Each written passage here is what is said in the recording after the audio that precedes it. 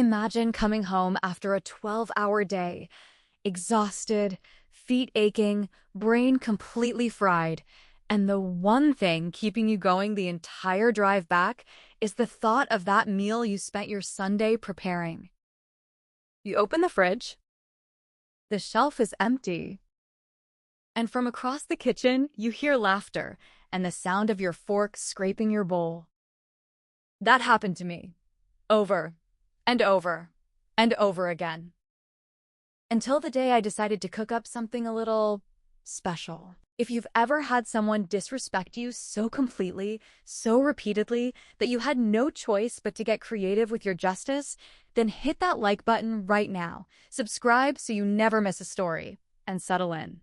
Because what I'm about to tell you is one of the most satisfying, most disgusting, most absolutely perfect pieces of petty revenge you will ever hear. Let's get into it. I wasn't the student who got to call mom and dad for extra cash when things got tight. I wasn't the kid who could order DoorDash every night or grab a meal at the dining hall whenever hunger hit. I was working full-time while carrying a full course load. That means early morning shifts before class, late nights after it, and somewhere in between, trying to survive academically, physically, and financially. Sleep was a luxury. Free time was basically a myth. And food? Food was fuel.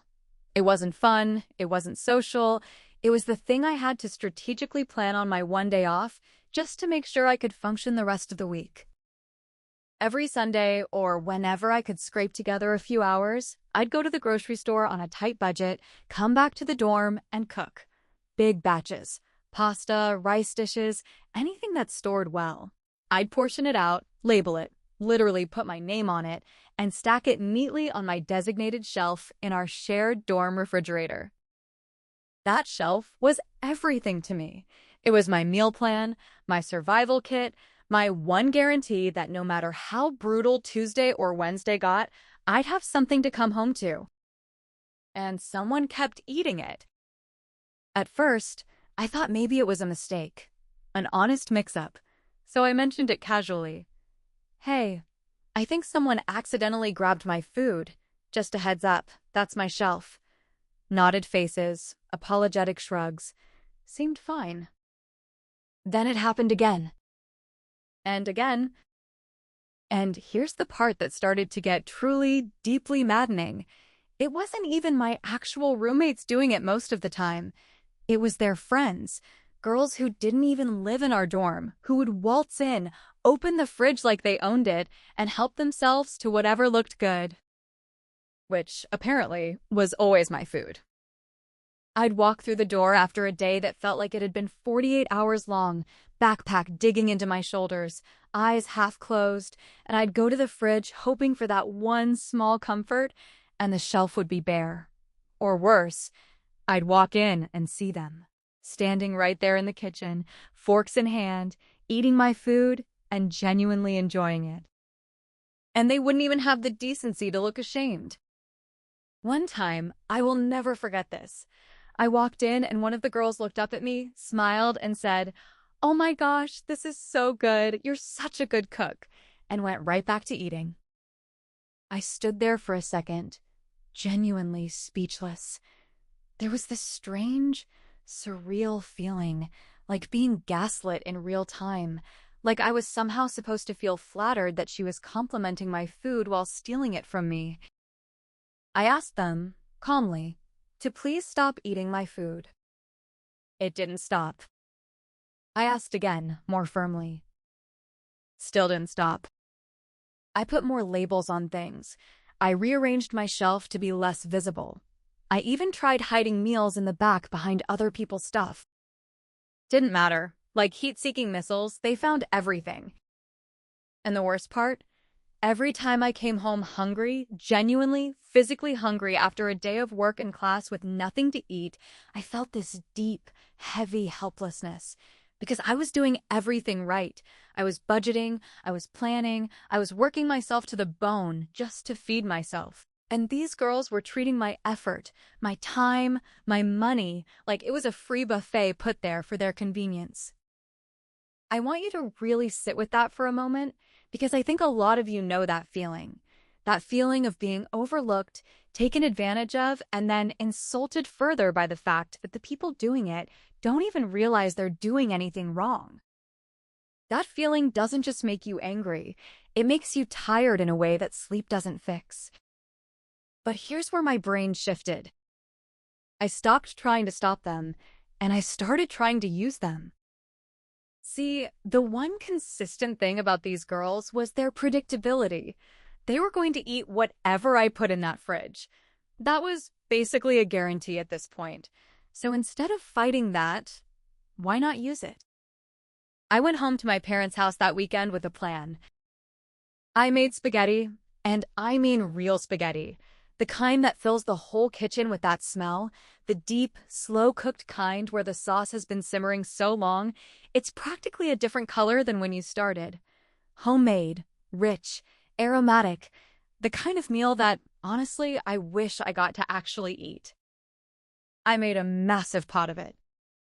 And I brought it back to the dorm in a large bowl, placed it on my shelf, front and center, completely visible, practically glowing under the fridge light. Then I went to class. I want to describe the walk back to the dorm that day because there's something kind of poetic about it. I'd had this plan in my head for days.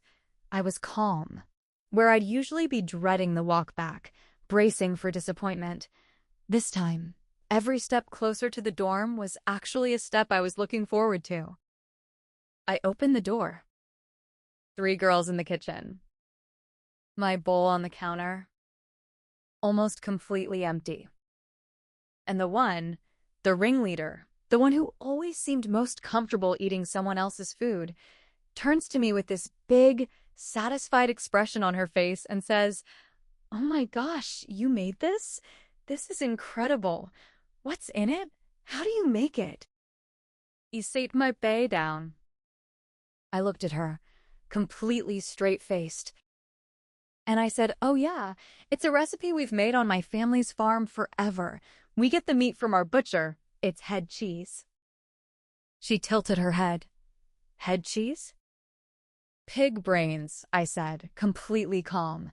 "That's what gives it that texture and that richness. It's really good, right? Most of the meals I make are from that same cut. The butcher sets it aside for us." The room went quiet. I watched it happen in slow motion. The smile on her face just dissolved, like someone had pulled a plug. Her eyes went to the bowl, then back to me, then to the bowl again. Her hand came up to her mouth, slowly at first. And then she bolted. She didn't even make it to the bathroom before it started. The sounds coming from that hallway were, let's just say, vivid. She hit the bathroom and the walls, the floor, everything in the immediate radius paid for what her stomach was now trying to reject at full force. The other 2 girls? Gone. Out the door. Running. I'm not even exaggerating. Running down the hallway like they'd seen something terrifying. I stood in the kitchen. I looked at my now empty bowl. And I felt something I hadn't felt in months in that dorm. A deep, warm, almost dizzy sense of satisfaction. Like pressure releasing, like the universe had briefly, beautifully, tilted back into balance. Now, full transparency, because I want to be honest with you, the meat was not pig brains. It was a mixture of pork sausage and lean ground beef, cooked together until it had a texture that I knew would confuse someone who'd never seen it before. Completely normal, completely delicious. But she didn't know that. And she never asked again. In fact, none of them came back to that kitchen when I was cooking. None of them touched my shelf.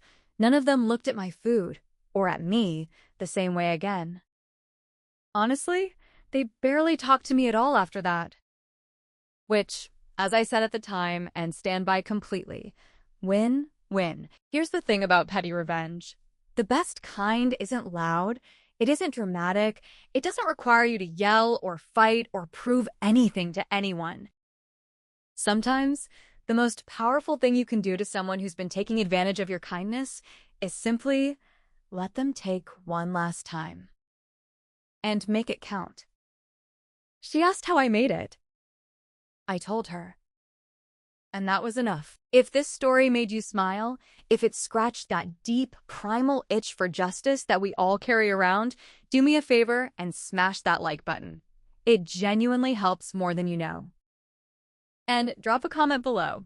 What is the most satisfying, clever, or downright petty revenge you have ever witnessed or pulled off yourself? I read every single one, and your stories might just end up becoming the next video. Subscribe if you haven't already, because we do this every week. And until next time, cook well, label your food, and never underestimate a person who has nothing left to lose but their dinner.